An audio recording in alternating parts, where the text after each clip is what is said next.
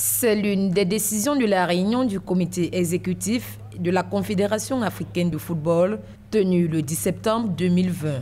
Le royaume chérifien abritera le 12 mars 2021 en visioconférence à Rabat la prochaine assemblée générale élective. Même si pour l'heure, aucune candidature n'a encore été enregistrée officiellement, de son côté, le président actuel sortant, Ahmad Ahmad, n'a pas tardé à réagir.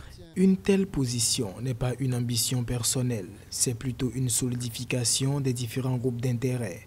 Comme en 2016, où j'ai déposé ma candidature une semaine avant la clôture des candidatures, je n'en fais pas une affaire personnelle, car ce qui importe en ce moment, c'est la gestion des différentes compétitions par rapport à la pandémie de la Covid-19.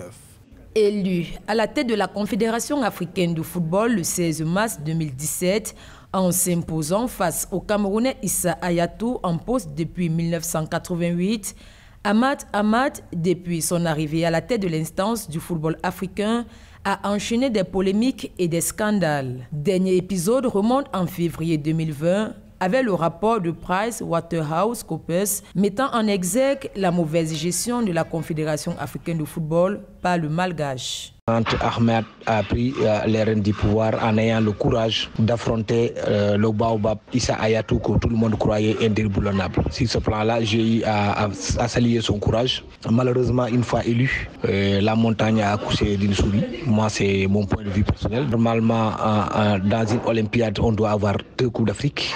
Nous n'avons obtenu qu'une seule.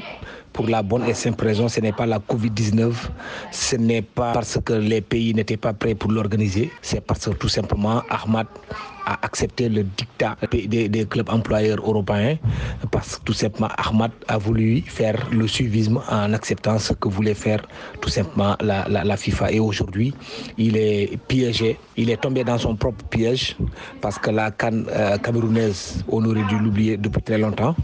Je suis de ceux qui pensent qu'on n'aurait jamais dû penser à changer ni la période ni la périodicité. Sur ce plan-là, je dois rendre vibrant hommage au président Issa Hayatou.